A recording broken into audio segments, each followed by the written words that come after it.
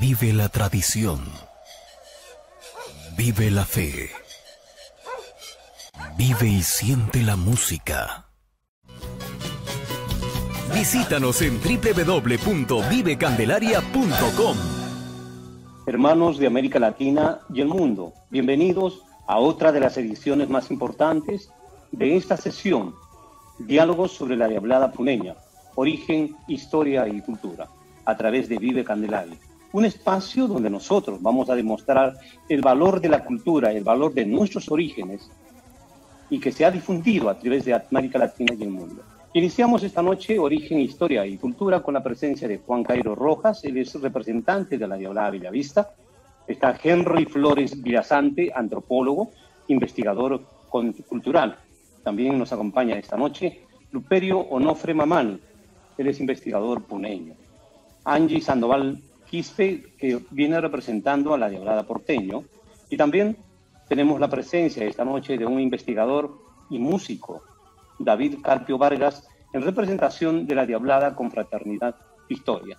Con ellos vamos a compartir estos momentos muy importantes para poder conversar sobre el origen de la Diablada puneña. Juan Cairo, buenas noches. Buenas noches, Ludwig. Buenas noches a todo el país, a todos los amigos que nos acompañan el día de hoy.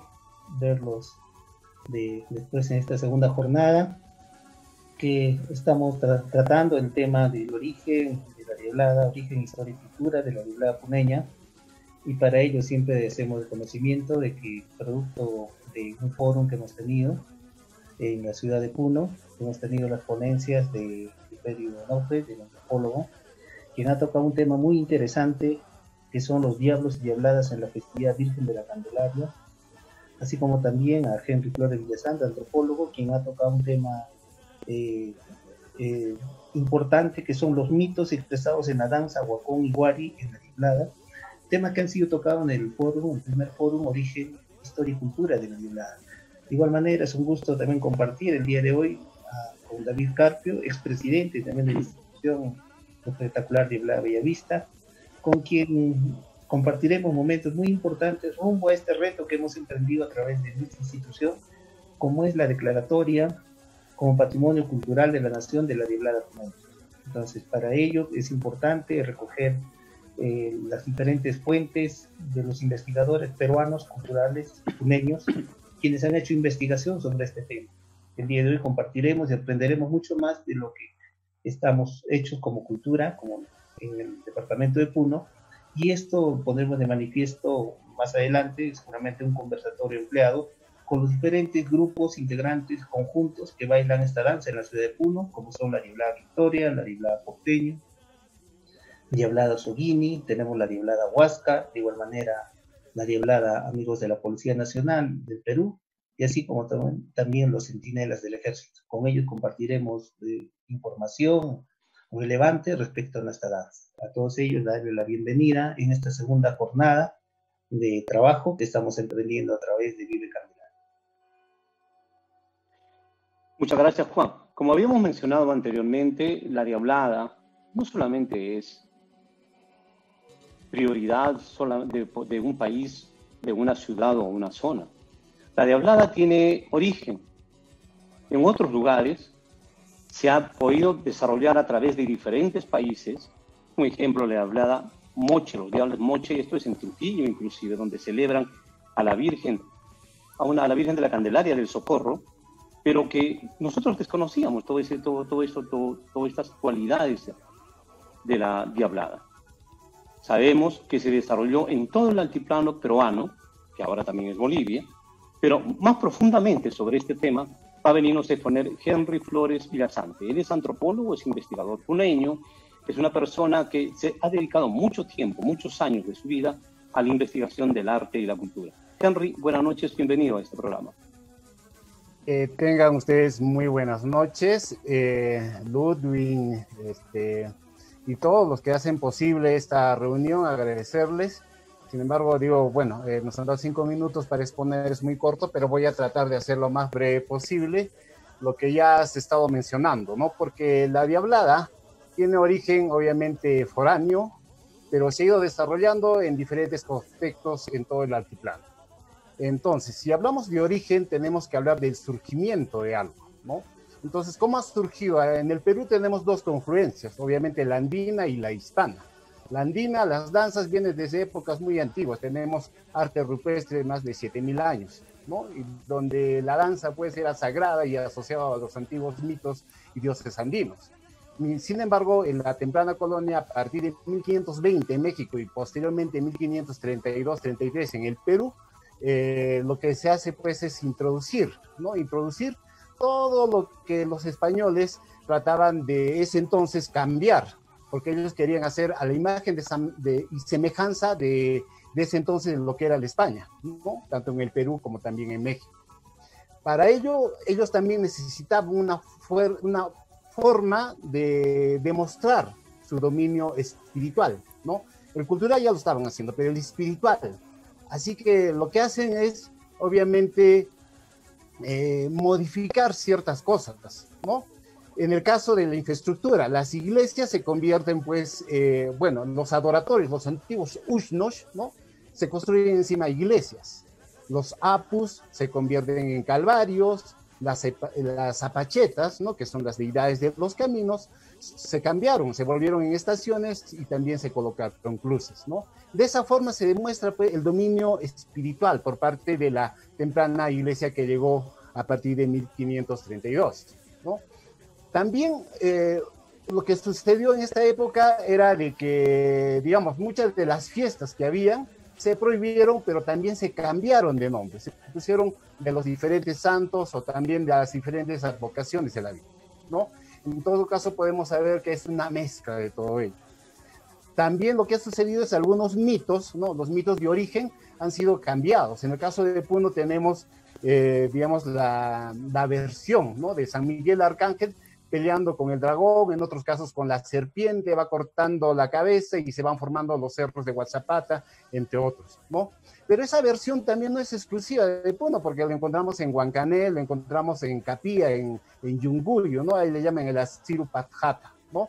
Y estas versiones míticas han sido de alguna forma influenciadas también por la temprana colonia, pero también tienen reminiscencias de mitos antiguos, ¿no? Y lo que ha mencionado Juan Cairo, ¿no? Cuando yo hago, digamos, Wari y el Huacón, ¿no? Y los mitos, es que son muy similares, ¿no? Pero han ido cambiando, ¿no? Entonces, en el caso de Oruro tiene la versión de Wari, ¿no? Pero ese mito también, si lo adecuamos a diferentes contextos o otras versiones que reemplazando los personajes, vamos a encontrar que al final es lo mismo, ¿no? La lucha, ¿no? Pero sin embargo, también esto fue una forma de evangelizar y también de demostrar ese dominio espiritual, cultural, ¿no? También tenemos diferentes, digamos, formas de teatralización que han quedado de esa época, ¿no? Tenemos el Vía Crucis, la crucifixión, que lo hacemos en Semana Santa, ¿no? También las procesiones que se realizan en diferentes festividades, ¿no? Donde está la Virgen o el patrón, ¿no? Pero ¿qué es una procesión? Es la representación de la Vía Crucis de Cristo, ¿no? Entonces también es una representación teatral que ha quedado desde épocas, obviamente, de la temprana colonia hasta el día de hoy, ¿no? También tenemos, digamos, la representación de la Navidad, ¿no? De los Reyes Magos, ¿no? En cada zona hacen esa representación, ¿no? Y obviamente para que la gente se entere, pero también que de alguna forma tenga esa concepción cristiana, ¿no? Esa concepción que se ha pretendido, pues, desde épocas muy tempranas, cambiar en la ideología de los que son de la zona, ¿no? También tenemos el Corpus Christi, ¿no? El Corpus Christi también se celebra en Cusco, se celebra en Ayacucho, en Cajamarca, etcétera, ¿no? Y cada una de estas también es una representación teatral, ¿no? Sin embargo, podemos decir, en el caso de las danzas, ¿no? Danzas también se han introducido, ¿no? Tenemos la danza de moros y cristianos, el cual se baila también en diferentes zonas, desde México hasta Perú, pero ha ido cambiando según su contexto en diferentes zonas, ¿no? Pero ¿qué simboliza, digamos, esta danza de moros y cristianos, ¿no? Lo que simboliza es la guerra de reconquista que mantuvieron los españoles, obviamente con los moros, con los musulmanes, ¿no? Los cuales fueron expulsados. Y esa danza ha sido muy popular, y de esta danza, pues, también yo podría decir que deriva la morenada, ¿no? Porque es de moros, ¿no? De los morenos y cristianos, ¿no? De ahí también se puede entender algo que tenemos también en Puno y no tenemos en otra región, ¿no? Es el rey moreno, ¿no? Que sería el rey moro, ¿no? También de esa práctica de moros y cristianos, que es una forma de decir, este es el dominio de la religión cristiana sobre los musulmanes, sobre los herejes, ¿no? También podemos indicar que en Paucartambo también hay una representación, ¿no? De la danza de morenos, danza de negros, ¿no? Cuales también utilizan una matraca, un faldón, que es muy parecido a la morenada. Entonces, con todo esto podemos decir que de alguna u otra manera, las danzas que han traído, en el caso de morenos y cristianos, en cada zona ha tomado su propio contexto, ¿no? Y algo también que no sé si ustedes han podido apreciar, en Puno tenemos la danza de los turcos, ¿no? Y mayormente lo practican en Cabanillas. Y un poco indagando también, esta danza no es exclusiva de Puno, y ojo, que se presenta en, digamos, en el concurso de autóctonos. Tenemos en Caylloma, tenemos en La Libertad, tenemos en Sihuas, en Ancas, y el cual ha sido declarado también patrimonio cultural, ¿no? Entonces, la danza de los turcos también ha sido introducido en la temprana colonia y se ha desarrollado en diferentes zonas. En el caso de Puno tenemos en Cabanillas, y también, no sé si han escuchado, los pantomimos, ¿no? ¿Y qué es los pantomimos? Es la misma representación de la guerra, ¿no? Que trajimos. Pero el pantomimo, ¿qué es? Es una representación teatral donde se expresa ideas, ¿no? Pero sin palabras, básicamente con gestos. Entonces, ¿qué es lo que ha sucedido en esta época, en esta temprana época? Obviamente, cuando se introdujeron, obviamente ha causado un cierto furor en las poblaciones, ¿no? Porque tenemos que entender, en el mundo andino la danza era muy importante, la danza era para todo tipo de actividades, para la guerra incluso, ¿no? Entonces, la introducción, por un lado, por parte de la, digamos, por la iglesia, y por otro lado, por diferentes gentes que han venido y han practicado también danzas. Tenemos el fandango y el minué, ¿no? Que dan origen a la cueca. Y en el Perú tenemos la zamacueca, ¿no? Y deriva posteriormente a lo que es la marina de guerra, no, perdón, a la marina, ¿no? La marinera, que es en honor a la marina de guerra. Pero también la zamacueca se ha ido a otras zonas, a Chile, a Bolivia, Argentina, y tenemos las cuecas, ¿no? Cueca boliviana, cueca chilena, y si vamos a Bolivia van a encontrar paseña, tarijeña, etc.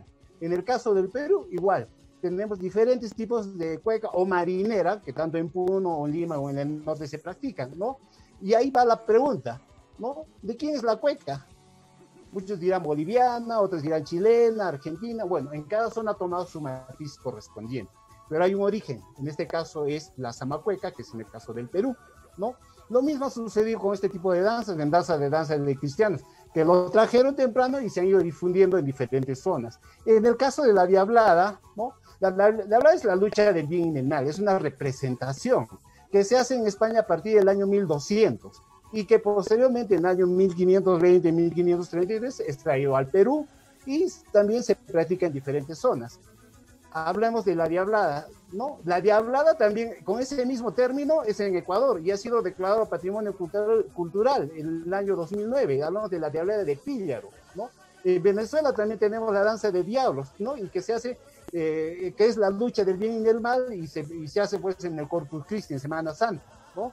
También en México, también tenemos en Chile la diablada, ¿no? Tenemos, ahí digamos, la tirana. Acá cerca en Cusco tenemos digamos, los 7 pecados, ¿no? De representación también en el Corpus Christi, ¿no? Es una representación. Y ojo, que esto también ha sido aceptado, acá tengo el libro de Teresa Gisbert, ¿no? En la página 88, habla de la difusión, ¿no? De la diablada, y habla del padre Compañón, y la primera representación que hace esta señora de autoría boliviana, es que la diablada se practicaba en todas zonas, y hay una representación del padre Compañón en 1782, ¿no? Pero si revisamos también diferentes documentos, en el caso de Ludovico Bertonio, ¿no? De Juli, ¿no? En 1612, ya se habla también de vestirse de diablo, ¿no? De vestirse de ángel también, que es prácticamente en los inicios de lo que es la diablada. Cabe destacar que en este caso Oruro recién era creado en 1606, ¿no? Pero 1612, 6 años después, ya estaba en Juli, digamos, practicándose eso, porque la versión que se da en el diccionario de Ludovico Bertonio es de lo que se veía en ese entonces, de lo que se practicaba. No se van a hablar de fantasía, era algo real, es la versión de los aymaras. En todo caso, podemos decir que tanto digamos, la representación de la diablada, de danza de diablos, ha sido de los autos sacramentales, ¿no? del baile de diablos que se practicaba en Cataluña, en toda España, y que esto ha traído acá y ha tomado su diferente matiz y su diferente contexto. Entonces, podemos decir que ahí existe una diablada boliviana, sí, definitivamente, de Oruro, como también en Potosí, también están reclamando ellos que el origen de la diablada, ¿no? También una baile de diablos en el caso de Chile, en México también existe, en Venezuela, que también, digamos, en Ecuador ya ha sido declarado patrimonio y con el nombre de diablada. Y en el caso del Puno también tenemos otra propiedad que tiene sus confluencias, sus contextos, definitivamente. Pero ojo, tenemos que entender lo siguiente, que esto es cultura, y la cultura no es estática. La cultura se ha ido cambiando, ha ido, digamos, modificando, adquiriendo ciertas cosas, y eso es una peculiaridad propia de la cultura. La cultura no es estática. Y entonces podemos decir que las diferentes expresiones de danza de diablos, cada una ha tomado su matiz correspondiente. Y podemos encontrar, obviamente, en el Perú, los vestigios más antiguos, ¿no? Y ya luego último, para terminar también, ¿cómo podemos explicar, digamos, en el caso del diablo, que tiene pues una coraza romana, ¿no? Y toneletes en la parte de abajo, que son representaciones obviamente introducidas en la temprana colonia, porque en el imaginario de ese entonces, ¿qué era? ¿No? Ellos pensaban y trataban de explicar todo a través de la Biblia. Decían, ¿por qué esta gente está acá? Ah, era una de las 12 tribus perdidas, pues, ¿no? De Israel. Pero también, ¿cómo justificaban? Que los demonios, los que crucificaron a Cristo, ¿no? Los romanos, se vinieron digamos, a los Andes a engañar a la gente, ¿no? Entonces, cuando vemos el traje de diablo, obviamente tiene todas esas características, ¿no? La coraza de romana, la capita, etcétera, pero también tiene los matices andinos, que en este caso iría, pues, en la parte de la máscara, ¿no? En todo caso, lo que yo básicamente estoy sustentando y refiero es que ha sido una danza introducida en la temprana colonia y en cada zona ha tomado su matiz, su diferente contexto. El origen, en todo caso, si nace en diferentes partes, tiene que haber un periodo de gestación. El padre estaría en el Perú y los abuelos estarían en España. Gracias, Henry.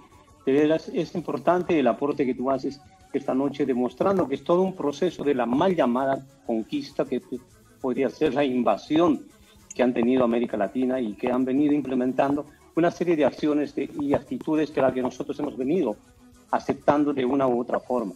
Pero lo importante en los puneños, al margen del chauvinismo que podemos denominarlo, es que, uno, y es una crítica que nos hacían la vez pasada, es cierto, tenemos innumerables danzas que han generado que seamos la capital del Perú, que seamos patrimonio inmaterial de la humanidad, porque tenemos más de 700 danzas debidamente inscritas, debidamente reconocidas, y que las practicamos en Puno. Y la diablada es una de ellas.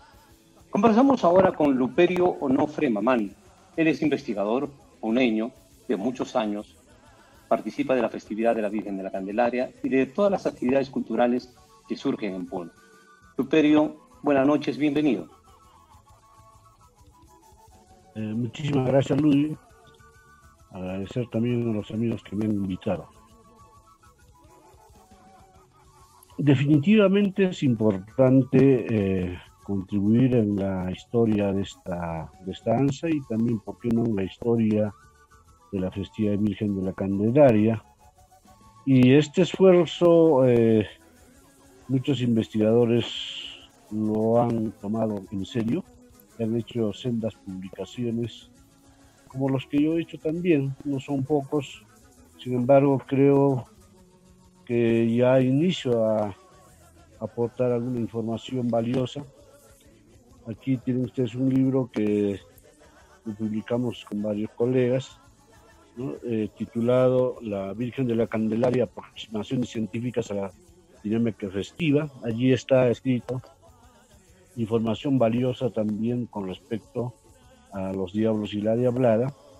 Y más adelante, gracias al auspicio de la Universidad Nacional del Altiplano, se publicó este libro que lo hemos titulado Diablos y Diabladas de la Festividad Virgen de la Candelaria.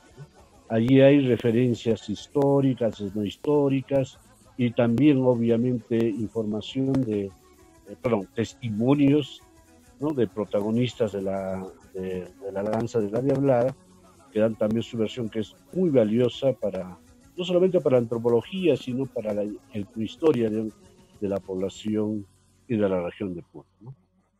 Por otro lado, tenemos otra información de Norman Macleod, que hace muchos años escribió este libro. Hay información muy valiosa que puede colaborar y contribuir para que nosotros podamos comprender el proceso histórico, el surgimiento, diríamos, de estas danzas que compartimos entre varios países, digamos, del sur de Latinoamérica. Y de igual manera, es otro libro que lo he tenido la oportunidad de presentar en Arequipa, que corresponde a Wilber Coasaca, ¿no? Donde habla efectivamente sobre las dramatizaciones de autosacramentales, ¿no es cierto? Una representación litúrgica que se desarrolló cuando llegaron los españoles a la ciudad de Juli hacia los años 1540 aproximadamente. Bien. Bueno, el tiempo apremia, son solo 5 minutos que me han concedido y voy a ser respetuoso de este tiempo, ¿no?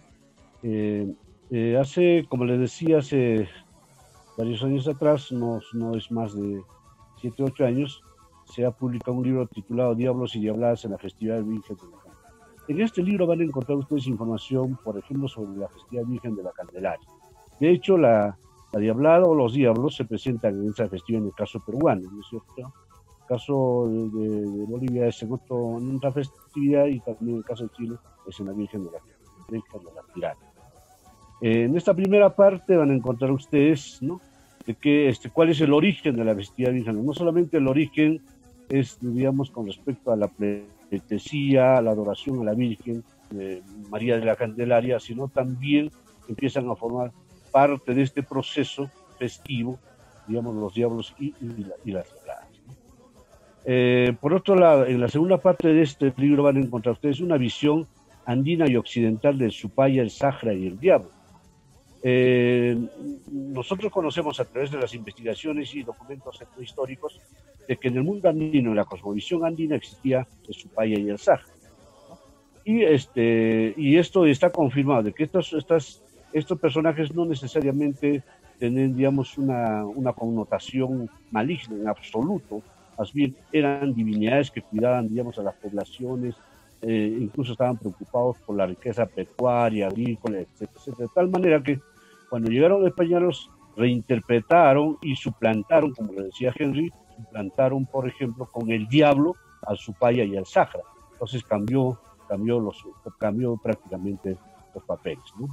Entonces esta visión es importante y se puede encontrar en este libro que se ha elaborado con información etnohistórica, inclusive citando a autores como Ludovico Bertonio, Cisa de León, Guamán Poma de Ayala, Garcilaso, Fray Domingo de Santo Tomás, información histórica que está ahí en este libro, ¿no? Por otro lado, hay también información sobre cómo fue el proceso, diríamos, durante la conquista y la colonización y cómo empezaron a transformarse, a reinterpretarse estas figuras prehispánicas que les he señalado, los Supay y los Sajras, ¿no? Y adquieren obviamente nuevas interpretaciones y asociándolos prácticamente al diablo o al mal. Bien, más adelante, ya en la época republicana, también vamos a encontrar información de Fortu, que es una boliviana que hizo su viaje a España para hacer sus investigaciones, al igual como yo tuve la oportunidad de viajar también a España por motivos, digamos, de esclarecer cuál es el proceso en el origen de esta danza y estos personajes llamados el diablo, ¿no? Luego encontramos información de Cuentas, Frisancho, Molina, Bravo, son información histórica que nos pueden ayudar en todo caso a corroborar este proceso histórico de esta danza tan importante en el sur del Perú. En la tercera parte, yo intento acompañar también información de principales protagonistas de la Festividad Virgen de Candelaria y que participan en distintos conjuntos de la Diablada. Entonces ellos dan su versión sobre, ¿no?, las semejanzas y las diferencias que existe entre el diablo y el Supaya, y también hay información que se ha ido arrastrando, una información, digamos, oral, ¿no? Que se ha ido trasladando de generación en generación, y esta información también, ahora no lo voy a poder compartir con ustedes dado el proceso del tiempo. Habrá una oportunidad donde se haga una conferencia más amplia, como lo dijo el director de este debate. Bien, bueno, ahí hay una lista de entrevistados que se ha hecho a Eduardo Mamani, Mercedes Paricagua, Rubén Vica, Marcelo Mach, etcétera, una serie de nombres, ¿no?, que son de antiguos danzantes de esta fiesta, que también es importante y valiosa para comprender este proceso, digamos, de la formación y contextualización de la danza del Huayno. En la tercera parte de este libro que les he mencionado, Diablos y Diabladas, está un tema bastante controversial, obviamente, y creo que es importante aclarar algunos puntos en ese sentido. Y lo he titulado el baile de los diablos de la época colonial. Bueno, lo que debe quedar clarísimo es que la diablada no inicia en la época colonial, definitivamente no. Desde mi punto de vista, inicia una representación, digamos, simbólica y litúrgica, ¿no?, de los diablos, ¿no es cierto?, en las distintas misas litúrgicas que se empiezan a desarrollar. A esa etapa yo le llamo el baile de los diablos en la época, porque recién más adelante, en la época republicana, ¿no?, así también lo ratifican no solamente los investigadores bolivianos, también los peruanos, y ahora se están incorporando las investigaciones de los hermanos chilenos, de que recién en la época republicana empezarían a nacer, digamos, la danza de las diabladas. Pues yo hago una diferencia en la época, ¿no?, estos dos momentos por los que ha pasado, digamos, este proceso de formación de la diablada. Sería casi imposible demostrar de que la danza de la diablada, siendo una danza colectiva, ¿no es cierto?, que se haya podido iniciar, digamos, en la época en absoluto, no, sino en la época, digamos, colonial, se inicia la danza, diríamos, o el baile de los diablos. En este libro que les he mencionado hace un momento, titulado Dramatización y religiosidad cultural, de Wilber Cuasaca, nos explica con bastantes argumentos y sustento teórico de cómo inició las dramatizaciones religiosas en la zona, digamos, del área Lupaca. Entonces, en esa época, cuando llegaron los españoles a Juli, obviamente es donde llegaron por vez primera, se hicieron pues dramatizaciones litúrgicas. Allí habrían tenido su origen, en todo caso, los autosacramentales. Lógicamente que los autosacramentales también se han arrastrado desde Europa, ¿no? En Europa no solamente no se hacían todavía las dramatizaciones, pero se hacían los tropos. Los tropos eran una suerte de representación, diríamos, de ciertos capítulos o escenas de la vida, digamos, religiosa o de los personajes que forman parte de la religión católica. Entonces, cuando se trajeron al Perú, prácticamente se utilizaron para poder, digamos, evangelizar, y podría decir yo una suerte de un método pedagógico para que la gente aymara pudiera, digamos, rápidamente entrar en un proceso de evangelización, un proceso, diríamos, de reconocimiento de que también había un Dios, que era importante reconocerlo, aparte de las divinidades que existían en el contexto del altiplano, ¿no? Entonces, eso por un lado, entonces me reafirmo en que en la época colonial aparece pues el baile de los diablos y no la danza de la diablada, por muchas razones que estoy señalando, ¿no? Por muchas razones que estoy señalando, y en esto también corroboran, por ejemplo, las investigaciones de Enrico Cuentas Rolmachea, y ya les he mencionado la obra de Cuasaca, ¿no? De igual manera, he tenido la oportunidad de hacer un rastreo también de dónde se ha originado esta danza. Obviamente, no solamente se debe decir vino de España, ¿no? Había la necesidad. Entonces, otra de las razones ha sido mi viaje también a España para poder corroborar esto. Y gracias a este viaje tuve la oportunidad de entrevistar a Nuria Belve, nacida en Tarragona, llegué hasta Tarragona, donde están los inicios, digamos, de la festividad Virgen de la Candelaria, y donde también se danza, digamos, la danza de los diablos. Bueno, en la cuarta parte de esta obra de Diablos y Diabladas, en la festividad Virgen de la Candelaria, van a encontrar ustedes la aparición, el advenimiento de la danza de la diablada, que ya corresponde, digamos, a la época republicana prácticamente. Entonces, ahí empezaremos a encontrar información, por ejemplo, sobre las primeras diabladas que aparecen en Oruro, en Bolivia. Así lo pueden encontrar ustedes, información valiosa de las publicaciones de Fortune, que publica hacia los años 1961. De igual manera, van a encontrar ustedes información valiosa de cómo la diablada estaba asociada, digamos, a los mañazos o a ese grupo ¿no? de personas que estaban reconocidos como mañazos o con la actividad que realizaban. Y de igual manera en el Perú vamos a encontrar información, por ejemplo, del surgimiento de la diablada allí en Curi. Tenemos una información, un testimonio bastante largo que yo recogí del señor David Onofre, de 86 años, bueno, ya pasó casi más o menos 8 años de su muerte. Entonces estamos hablando más o menos de hace como 90 años. Él más o menos cuando era muy joven tuvo la oportunidad de observar cómo se danzaba en Curi todavía, ¿no es cierto?, esta diablada, que obviamente no tenía las condiciones y la representación actual, que obviamente ha cambiado bastante.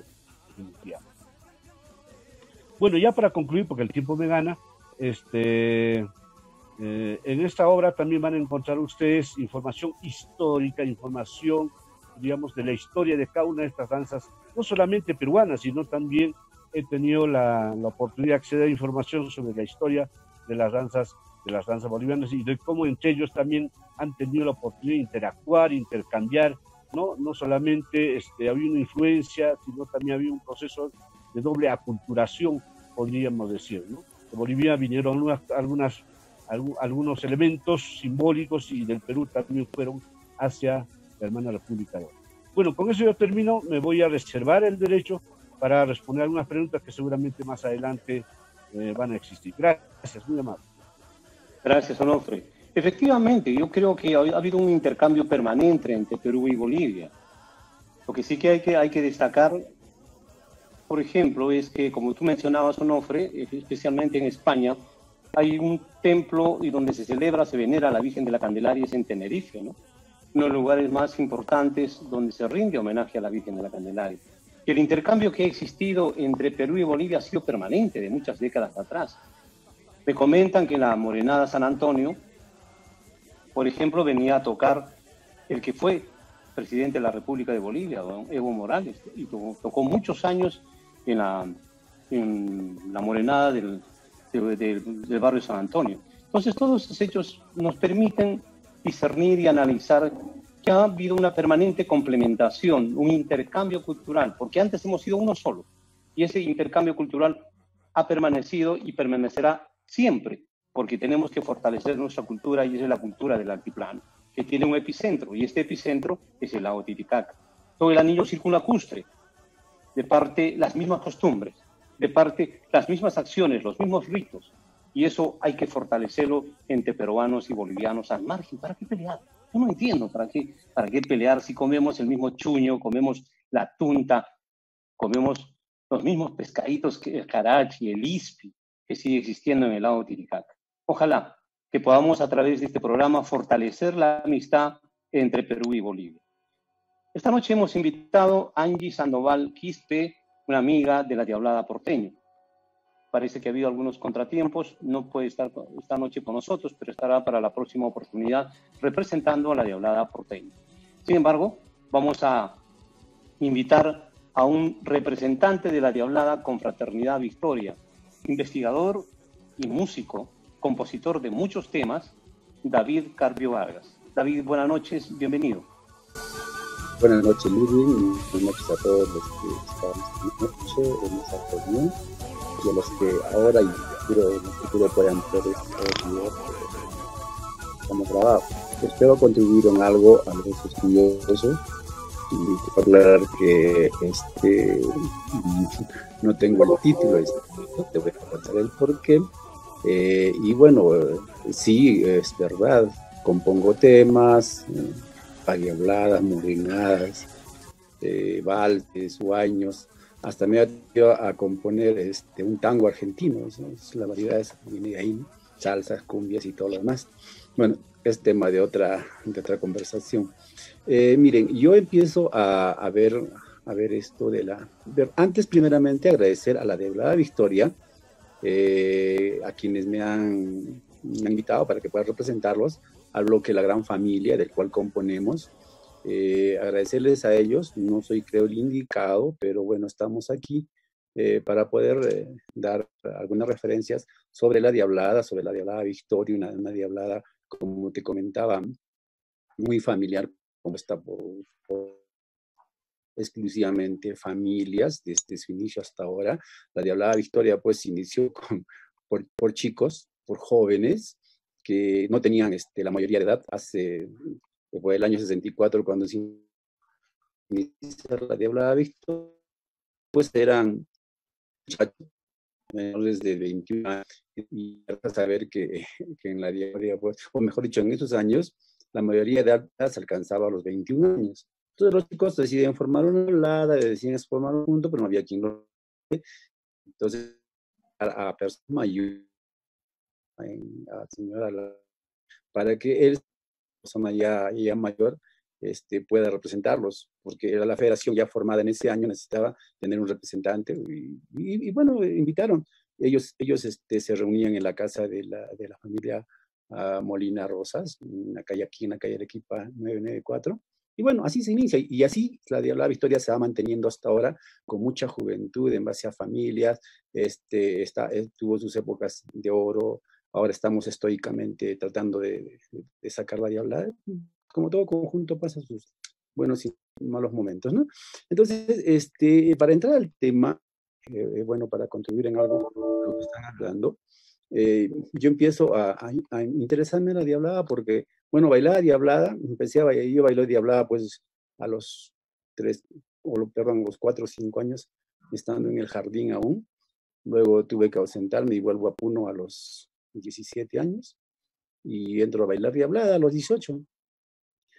Y en ese año que empiezo a bailar Diablada me encuentro con un señor bordador, padre de un conocido bordador de mi compadre Javier Kisbert, y me dice, oye, ¿tú bailas Diablada? Pues sí, no, yo bailo Diablada. Entonces, ¿pero sabes por qué se utiliza una espada? ¿Sabes qué significa la capa? ¿Sabes qué significa usar una pechera? Y yo pues no sabía absolutamente nada, llegado de afuera de Puno,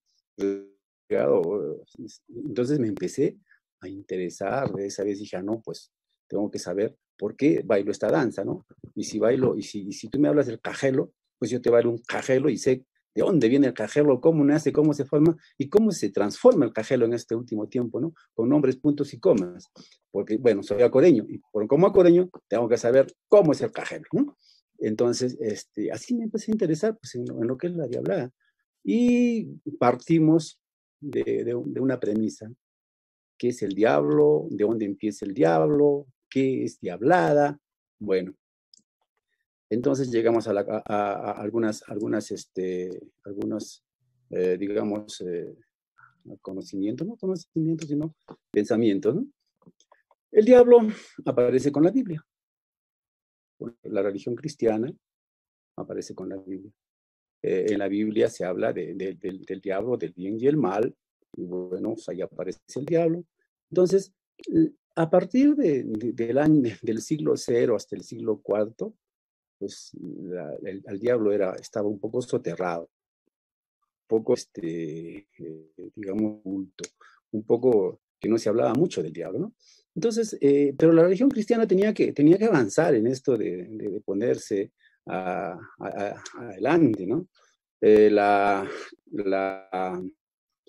religión, digamos, católica que había iniciado en el Oriente pasa a la romana, y de la romana, pues, va a Roma, va a España, toda la parte de Francia, Europa, y bueno, pues se va concentrando por los diferentes, digamos, movimientos migratorios, conquistadores, de los moros, de los musulmanes, bueno, de todo lo que sucede en España. Entonces, llega a Francia y bueno, hay un monje, Raúl Glaber es un monje en el que él dice haberse encontrado con el diablo 3 veces. Y dice, yo he soñado con el diablo, efectivamente, Él estaba él vivía en un monasterio, de Francia, y dice, yo he soñado y sé cómo es el diablo. El diablo es una persona chiquita, media jorobada, que tiene cara de maltrecha, ropa sucia, tiene la barba del macho cabrío, ¿no? Y tiene, da su versión. A partir de ahí se tiene una imagen de lo que más o menos es el diablo, porque podían tenerse varias imágenes, pero esa es la que el mismo Papa de ese tiempo acepta como imagen del diablo a esta persona descrita por este monje Raúl Glader, ¿no? Entonces, en la época de la Edad Media, en la época del oscurantismo europeo, pues se tejen diversas formas de poder dar temeridad a la gente y todas esas cosas que las religiones tienen que desarrollarse, ¿no? Entonces, y tú sabes que la aquelarre era pues una forma de la persecución de las brujas y fue durante más de 10 siglos, ¿no? Más de 10.000 años, hasta la edad, hasta el descubrimiento de América, y cambia la edad media, ¿no? La época del oscurantismo. Entonces, en esta época del oscurantismo, ¿cómo interpretaban al diablo? Más que todo interpretaban en cuadros, así como tiene ahí Juan detrás de él, ¿no? Entonces, y sacan la imagen del diablo en versión a lo que había dicho este padre, Raúl, ¿no es cierto? En francés. Entonces, y hay una aquelarre, una pintura de la aquelarre muy famosa, ¿no? La primera pintura en el que el diablo es, pues, sacado como un macho cabrío. Ya le ponen las patas unguladas, ya le ponen la cola, lo que no había dicho este monje, ¿no? Que no tenía cola. Entonces, y ahí empieza, pues, en esta época, la imagen del diablo. Entonces, ¿esto por qué les digo? Porque de ahí empieza, ¿no? De ahí empieza. Muchos dicen, no, que el macho cabrío, que sí, que allá, que no, que esto. Entonces, empiezo a investigar, conversar, a hablar con gente por todo lado. Felizmente, yo viví en Lima muchos años con mi abuelo. Mi abuelo me contaba de su pasado. Pues mi abuelo nació por el año 20 y había conocido toda la parte de la guerra con Ecuador y toda esta cosa. Y su generación anterior había estado por 1800. Entonces, sabía mucho y siempre ha sido conversar y conversar y conversar y conversar con mucha gente, ¿no? Entonces, si esto se llama investigación, bueno, la investigación también tiene un método, ¿no? Un método que los investigadores son los que dominan esto. Y si ahora me da tiempo para decirles el por qué se utiliza bota, el por qué se utiliza palca, porque en algunos lo llaman palca, en otros con L, con una sola L, otros le dicen parca, todo tiene su razón de ser, ¿no? Entonces, ¿y por qué? Y la forma de la capa, entonces, todo tiene su connotación, todo tiene su porqué. No es que se me ocurrió usar botas o se me ocurrió usar guantes o una careta. No es así. Entonces, todo tiene su explicación. Espero que ahora o en otra oportunidad pueda explicarles el por qué viene la vestimenta. Y como decía uno de los que están participando, tiene pues su transmutación andina y también española. Entonces, ¿qué pasa? Disculpen que me salga del tema. Y bueno, entonces, ¿cómo nace? Y yo digo, entonces, ¿cómo nace la diablada, no? Empezando del nombre, el hada, el sufijo hada, que lo han ido modificando, usando, que creo que si revisamos la gramática española, no está como hada, puede haber ad o cualquier otro término. Si nosotros le ponemos a la comida, vamos a hacer una frijola hada, un sufijo hada. Y a inicios a finales del siglo antepasado y a inicios del siglo pasado, se empieza a utilizar este término, hada. Morenada, Cuyaguada, Llamerada y todas las hadas, ¿no? Eso es un sufijo. Y cuando el señor que me antecedió decía de que la danza de las hadas empieza pues ahí, con Diablada, en esta etapa de finales del siglo antepasado, por los 1800 finales. Antes de eso, sí pues, eran danza de diablos. Danza de los diablos se baila pues en Panamá. He visto una danza muy bonita de los diablos. Panamá, Costa Rica, México, Ecuador, Venezuela, en sus diferentes formas, ¿sí? Entonces, ese término diablada nace pues ahí, en ese momento, como moda prácticamente, ¿no? De todas las hadas que se pusieron. ¿Por qué? Por cambio de la forma de bailar de los diablos. Como, digamos, en el año de 1550 aproximadamente, 1550, en la época en que ya después del descubrimiento de América, cuando estaba pues en boga los autos sacramentales con Calderón de la Barca, esa cosa, pero esto de los 7 pecados no es de Calderón de la Barca, pudo haber sido de otro autor anónimo. En la boda de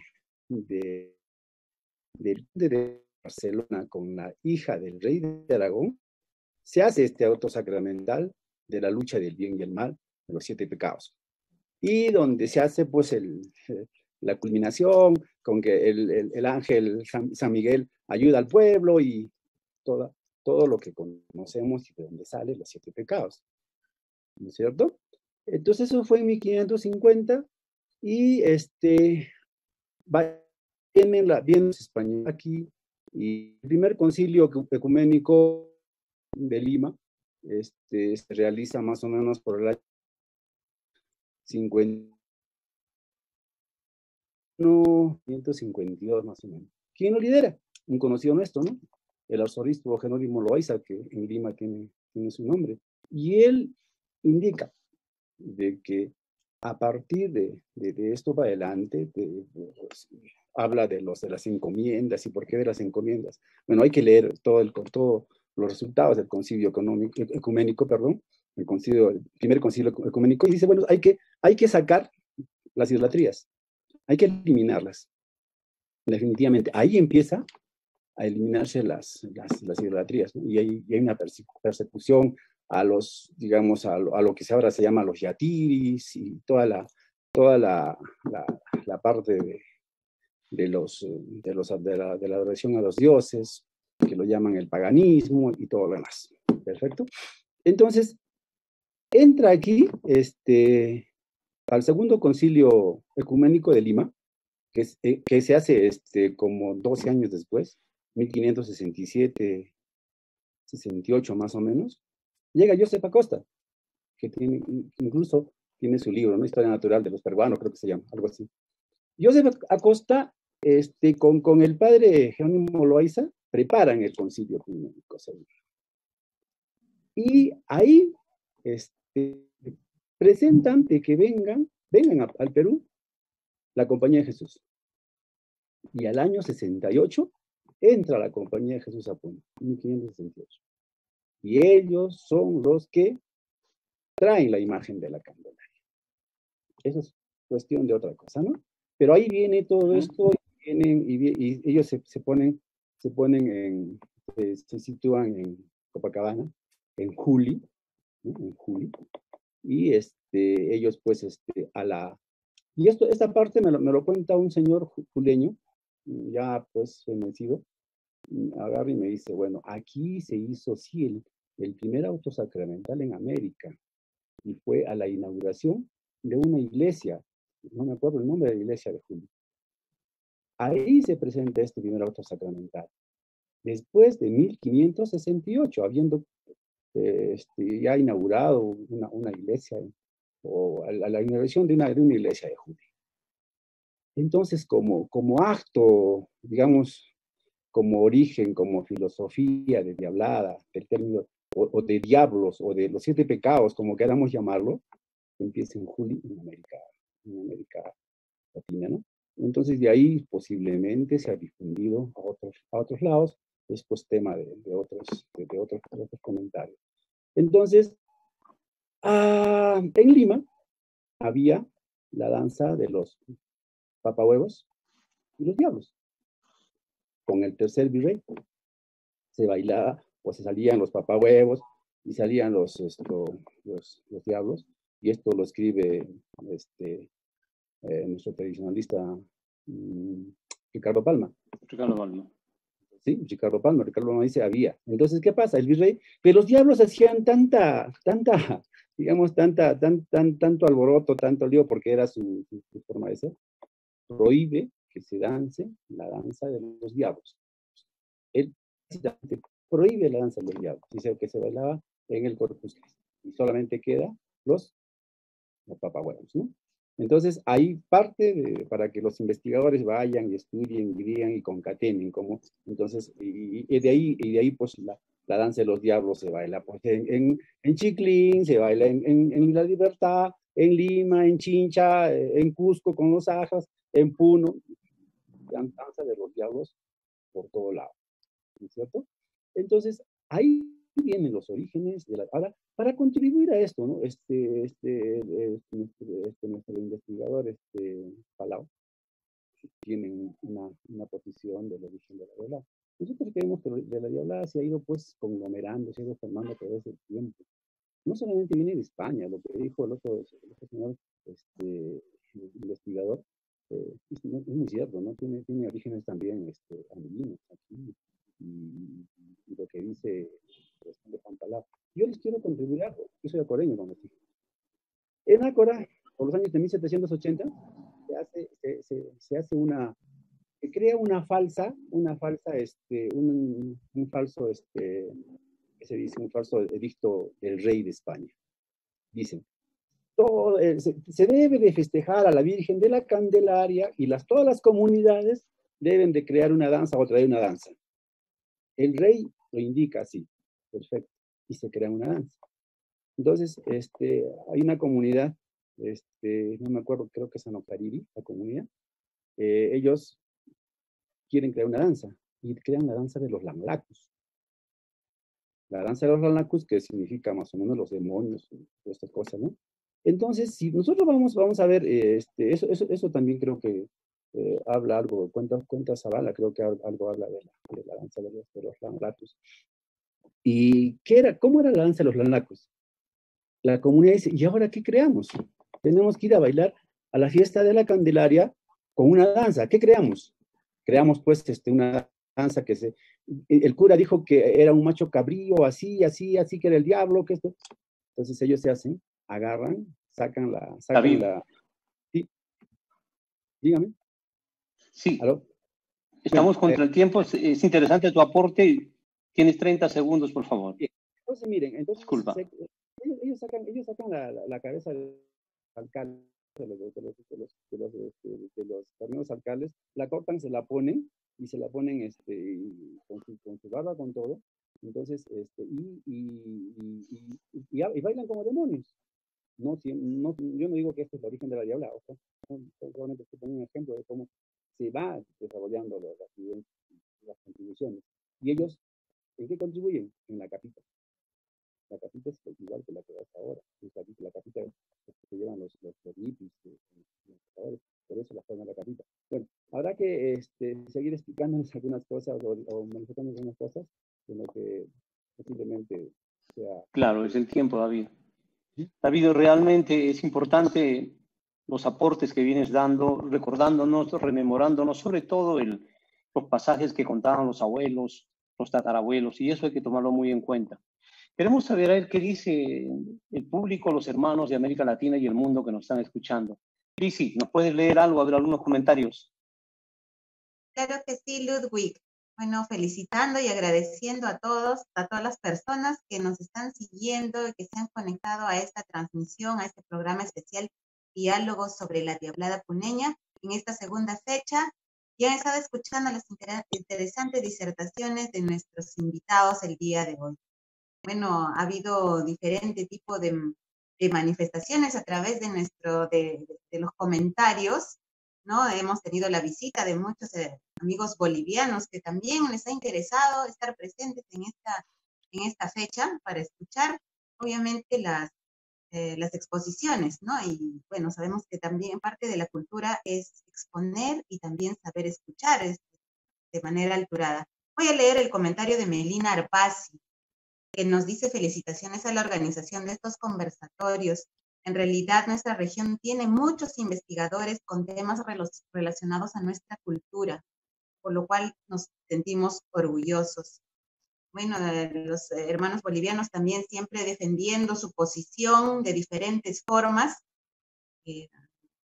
También voy a leer otro comentario que vi acá de Nora Damaso Mancilla, quien también felicita a Vive Candelaria por presentar a los historiadores, estudiosos e investigadores, ¿no? Para conocer más sobre las danzas de nuestro puno. Sí, en 1577, en Juli realizaban funciones teatrales con los aymaras, a quienes les enseñaban tanto la danza como la danza de los diablos y de los 7 pecados capitales. Hay muchas personas que también conocen bastante y participan a través de nuestra plataforma. Plinio Condori Delgado, muchas gracias por seguirnos. La diablada puneña se originó en Juli, la danza de los 7 pecados capitales. Ahora esta diablada, la diablada se difunde en Puno y a veces dice, no, es más boliviana que peruana, dice él, ¿no? Joel Anthony Maquera exige, dice, respetemos la danza, que es de Bolivia. Es un boliviano que también, un amigo boliviano que también está siguiendo nuestra transmisión. A ver, bueno, elogian bastante el conversatorio, hablan sobre el carnaval de Oruro, sobre tanto intercambio cultural que hay en el altiplano. Pues hay muchos peruanos que van a bailar a Oruro y también tenemos amigos bolivianos que vienen a bailar y practican las danzas de Perú. Es un intercambio que obviamente es por el espacio geográfico que compartimos con ellos. A ver, otro comentario. Le dice: la música y el baile no tiene fronteras. La cultura y las costumbres hermanan a Perú y al Alto Perú. Bueno, que hoy es Bolivia, eso nos dice Benito Pampa Chacaya. Melina Arpasi dice: hay elementos de la danza de la diablada que fueron cambiando en el tiempo. ¿Podrían mencionarnos cuál es su pregunta? Nos deja una pregunta Melina Arpasi. Bueno, y así muchos otros comentarios que de repente los vamos a leer, vamos a poder leerlos después, Ludwig, para continuar con este interesante programa. Lo importante en nosotros es unir a Perú, es unir a Bolivia, unir a Chile, unir a todo este gran país que comparte las mismas expresiones de cultura, las mismas expresiones de arte. A un país que ha tenido como epicentro el lago Titicaca. Tenemos nosotros nuestras peculiaridades. Por ejemplo, Puno, como ya había mencionado, tiene más de 700 danzas. Y el evento que se realiza un día antes de la octava de la Virgen de la Candelaria, el mismo 2 de febrero, es una actividad que concita el interés internacional porque ahí se presentan, como les había dicho, danzas netamente autóctonas. Y se presentan más de 160, 180 danzas, cuando Puno tiene más de 700 danzas inscritas debida y correctamente en el Ministerio de Cultura, reconocidas oficialmente. Entonces, eso hace que los puneños podamos extender nuestra cultura y haya llegado a otros países y nos sentimos orgullosos, nos sentimos muy orgullosos. Compartimos también nuestras expresiones con todos los hermanos. No tenemos por qué pelearnos, por ejemplo, cuando nosotros mismos bailamos los temas del Grupo Bolivia y eran temas de compositores peruanos. Cuando nosotros bailamos, por ejemplo, un tema que Luisa Molina lo tocaba durante muchos años, el compositor Fidel Huizamamani, compositor puneño. Y nosotros lo hemos bailado de lo más hermoso, de lo más lindo, sin el ánimo de gritar, chillar, decir. esto no es, o esto es nuestro y no debe tocarse en otra parte. Entonces, queremos que los peruanos, los bolivianos, los chilenos, los argentinos, compartamos las mismas impresiones de cultura y no tenemos ningún afán de encono con nadie. Queremos ser más hermanos de lo que hemos sido en nuestros primeros años de vida. Vamos a invitar ahora a Juan Cairo. ¿Qué nos dices? Si podríamos hacer un pequeño espacio, Juan, para poder compartir contigo cómo se está preparando la festividad de la Virgen de la Candelaria, supongo de manera digital, o qué nosotros podemos iniciar, qué podemos hacer nosotros de repente, un encuentro de diabladas o un encuentro de otro tipo de actividades. ¿Qué opinas, Juan? Bueno, al respecto, Ludwig, acá en la ciudad de Puno, la Federación Regional de Folclore y Cultura tomó la decisión de suspender las actividades de la festividad Virgen de la Candelaria el siguiente año. Todo esto por la pandemia que estamos viviendo, la situación del COVID-19, que impide que hagamos muchas actividades que habitualmente se hacían. Esto está afectando a las diferentes danzas, a las diferentes actividades que se tienen en el calendario puneño, ya se las fiestas, por ejemplo, de las cruces, ha quedado totalmente suspendida. Esto se festejaba en diferentes zonas de nuestro departamento. De igual manera, se suspendió las actividades que vienen ahora del 15 de agosto, referente a lo que es, o el mes de agosto, referente a la fiesta de la Virgen de Cancharani. Y lo propio está pasando con otras danzas en diferentes zonas de nuestro departamento.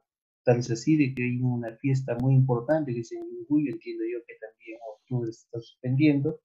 Y obviamente la festividad de la Virgen de la Candelaria no puede estar ajena a esta situación que estamos viviendo. Tal es así de que el acuerdo del presidente de la Federación Regional de Folclore y Cultura, de manera conjunta con todos los conjuntos afiliados a esta institución, se ha tomado la decisión de suspender estas actividades presenciales, vamos a decir, dancísticas, tanto en el estadio, hay concursos previos, el concurso de sicuris, que se estila realizar en Cancharani.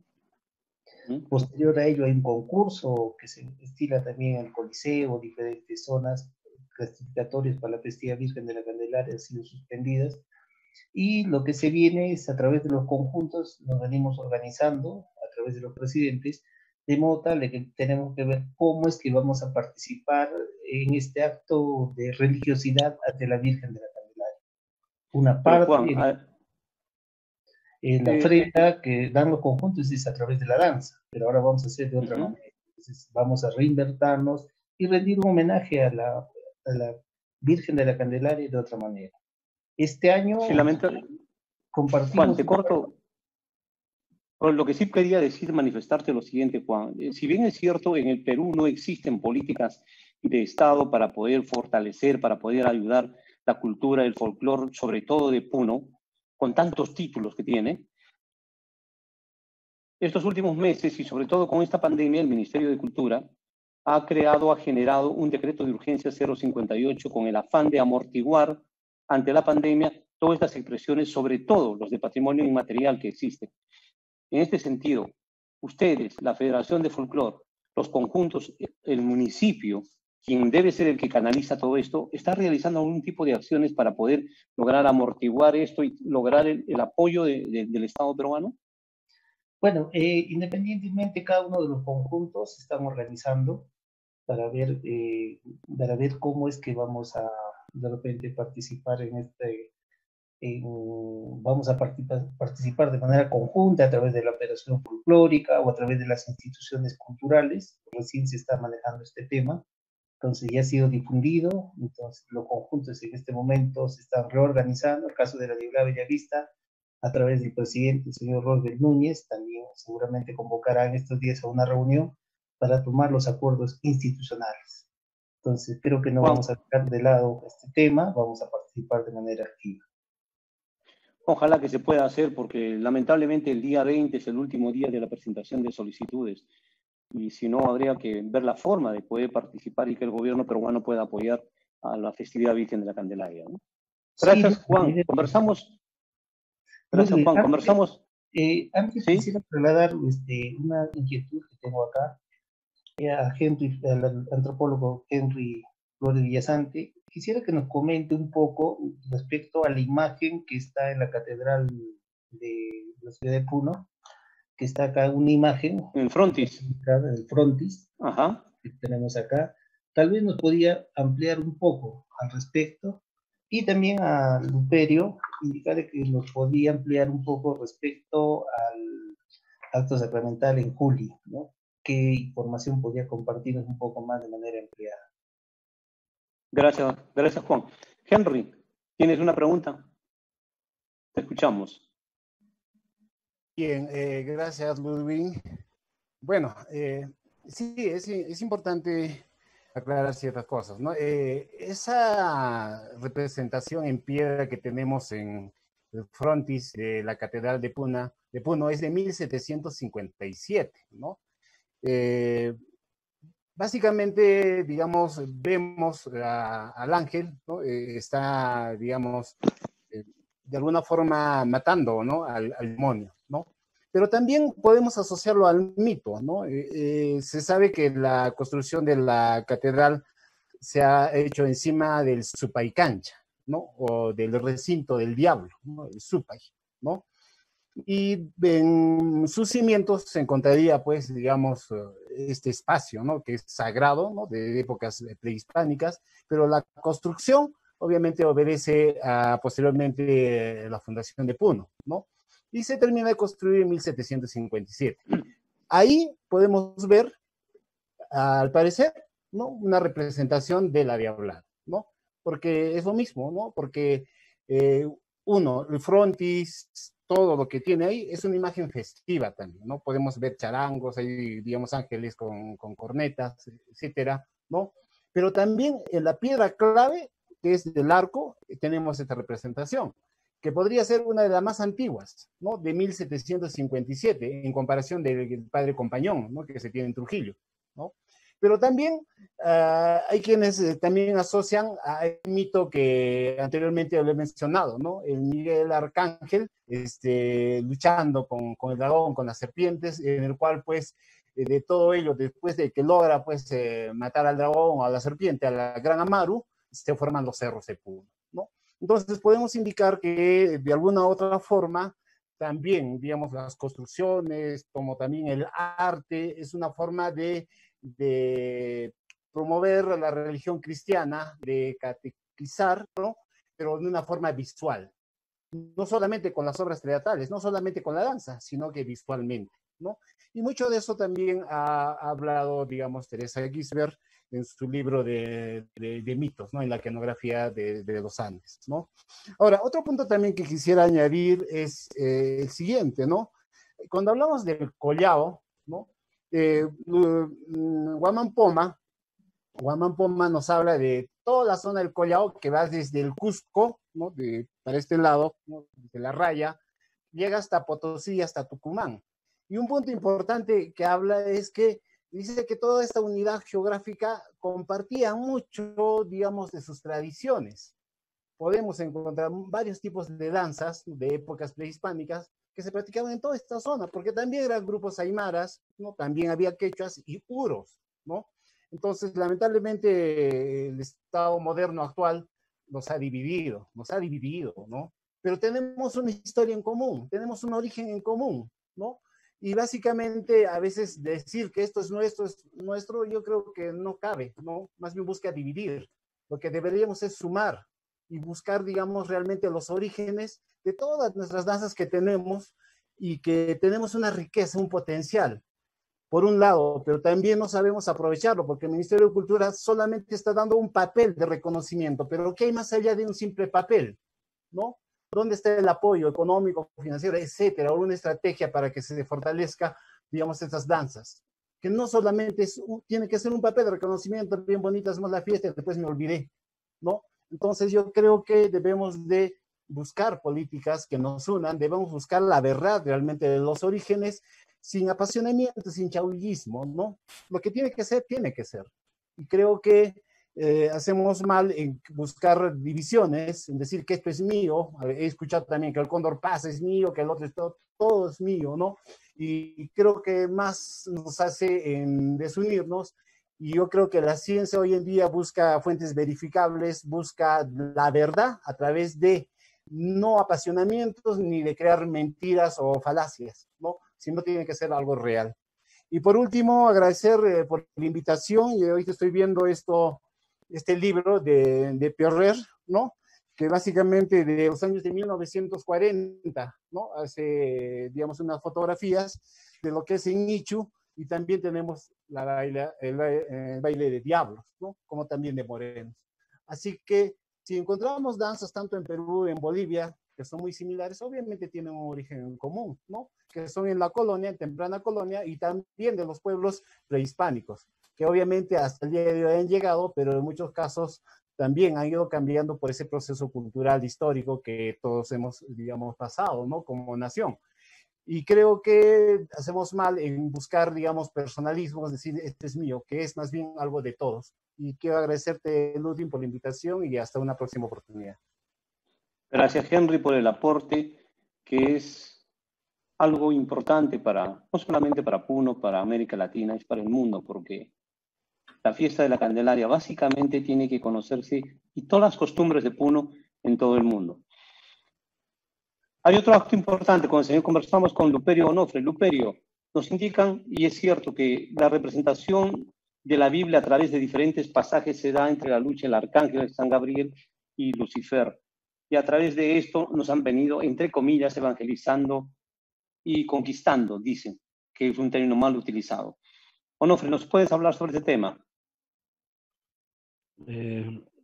Sí, efectivamente, respondiendo a la inquietud de Juan Cairo, en los documentos de Manuel Marsal, que hizo un buen estudio sobre los jesuitas de Juli, en la información que encontramos en la obra de Norman McLeod, que es Los Lupacas durante la colonia, y en la obra que señalé de Coasaca, están, yo creo que ya ilustrados, ¿no?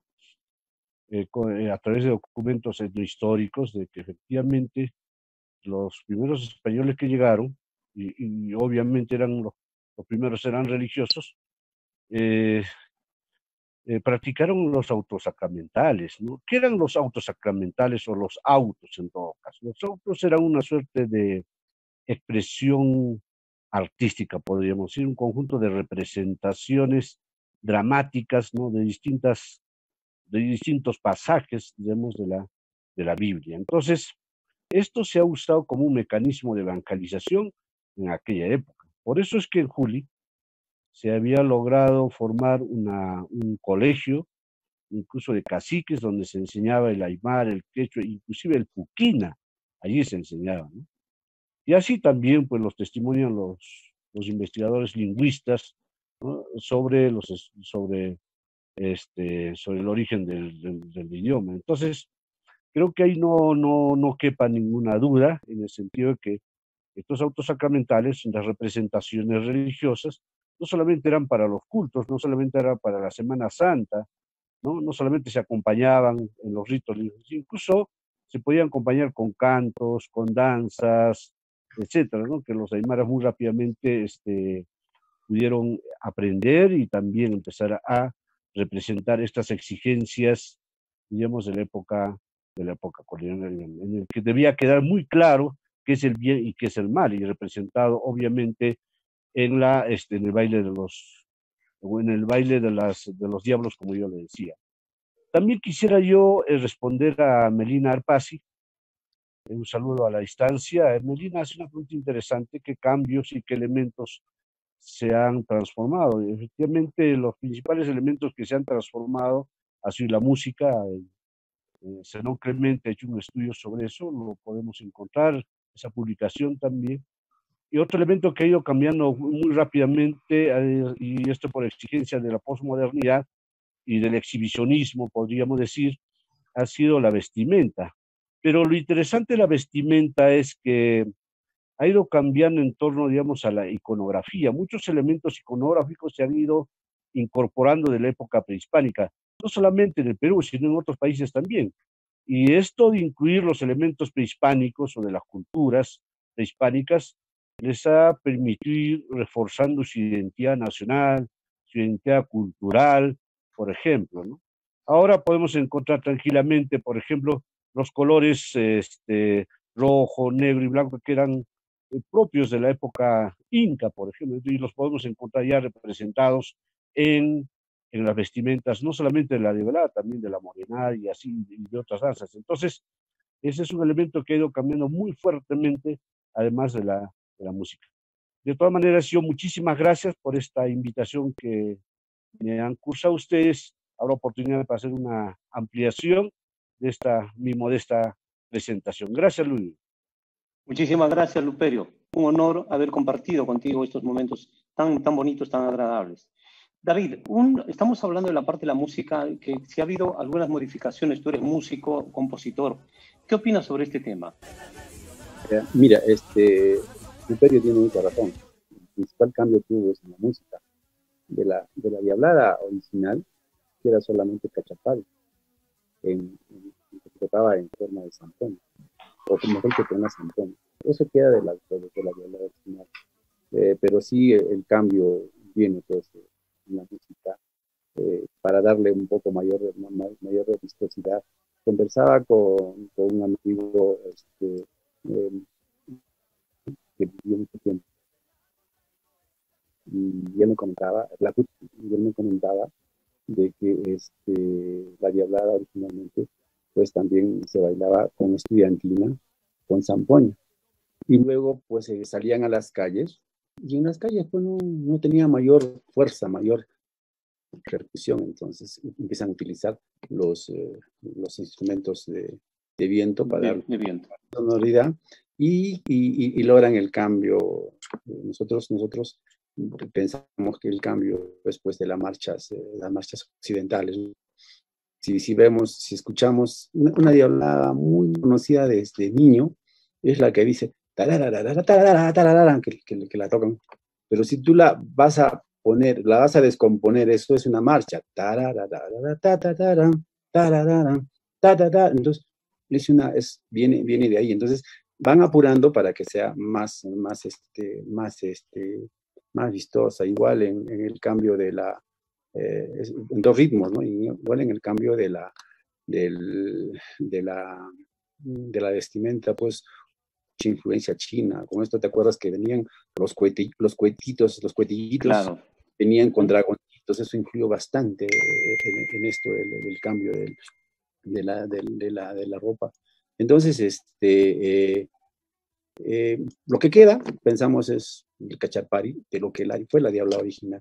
Y la forma como lo bailamos, también viene la levantadita del pie. Acuérdate que la mayoría de las diabladas aquí en Puno es con la levantadita de pie, y como se baila también, como bailaban muchos de los mañazos, con la levantadita de pie. Y nuestros estilos son pues diferentes.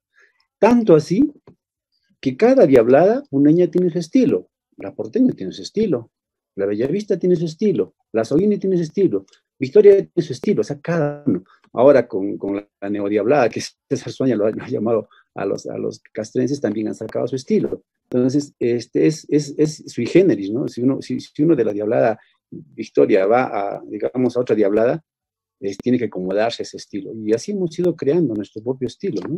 Cada diablada bailamos nuestro propio estilo. Entonces, así, de igual manera se ha ido generando la música. Una cosita última, David. Nos comentabas, sabemos que tú has creado algunos temas musicales y que lo has compartido con otros países, con otros hermanos, en un afán de confraternidad. Esto lo has hecho, ¿no? ¿Puedes contar una experiencia pequeña? Mira, es cuestión ética a veces. Yo he vendido muchos temas a extranjeros, dándoles para que ellos puedan poner el nombre. Hay algunos temas de que se han vuelto tan populares, los tocan en otros sitios, pero son mis temas. Pero como ya eso ha sido, digamos, un hijo que lo está criando otro padre, bueno, nosotros somos éticos en esa parte. Eso hemos hecho hace ya como 10 años, ahora ya no, ahora estamos saliendo ya con nuestro nombre. Lo malo que en Puno cometemos errores, todos los músicos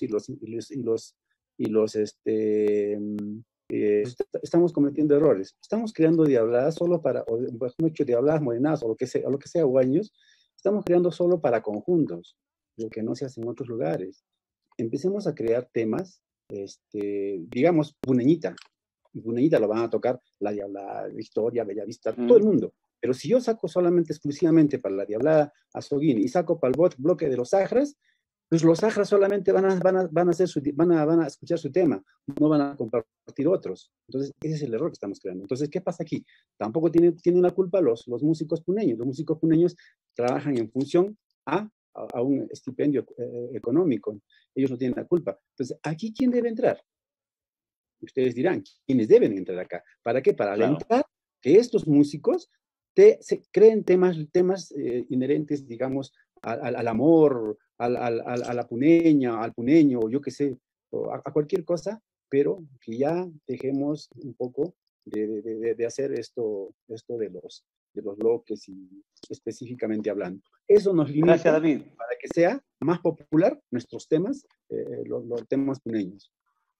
Tenemos que llamar entonces a la inspiración del puneño para que creen temas donde se muestre la gratitud a la tierra, a la Pachamama, al amor, al cariño de todos los puneños, de tal manera que podamos cantarlo todos. Pero ahí hace falta muchísimo el gobierno a través de políticas de Estado que estimulen esta actividad. Gracias a todos ustedes por estar esta noche con nosotros. Lizzy, ¿tenemos algo más para podernos despedir? Sí, así es. Gracias, Ludwig. Bueno, nomás a nombre de Vive Candelaria, quiero agradecer la participación de los señores Henry Flores, David Carpio, Juan Cairo, Luperio Nofre, en este segundo programa de diálogos sobre la Diablada puneña. Han sido muy ilustrativos y, por supuesto, han compartido con todos nuestros seguidores el producto de sus investigaciones, de sus conocimientos, lo cual se agradece infinitamente. Tal hemos aprendido tanto como en la primera fecha. También agradecemos de una manera muy especial a nuestro auspiciador, Virtual Perú, y a nuestro equipo de producción liderado por Carlo Vela. Asimismo, a todos quienes han participado de una manera activa y sobre todo alturada en esta transmisión, y a todos los seguidores del programa. La presente transmisión quedará grabada en nuestro fanpage, así que pueden volverla a ver, pueden compartirla, pueden etiquetarla. A ti, Ludwig, muchas gracias por esta excelente conducción de diálogos sobre la Diablada puneña. Soy Elizabeth Uribe, yo me despido hasta la próxima semana, en la cual tendremos otros invitados que también vendrán con interesantes temas sobre la Diablada puneña. Gracias, muchísimas gracias. Vive la tradición. Vive la fe. Vive y siente la música. Visítanos en www.vivecandelaria.com.